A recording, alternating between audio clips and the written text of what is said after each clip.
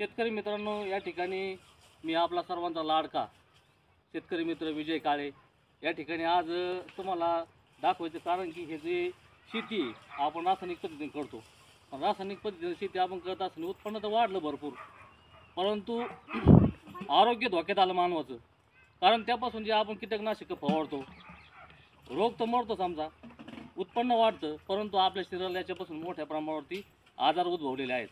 कॅन्सरसारख्या महाभयानक आजार यामुळे होऊ राहिला आहे. कारण कृषी सेवा केंद्र वाढले, भरपूर मोठ्या प्रमाणात औषधं आपण फवारतो, परंतु आपल्याला थोडंफार आपल्या कुटुंबासाठी ऑर्गॅनिक पद्धतीनं शेती करण्याची आज गरज आहे.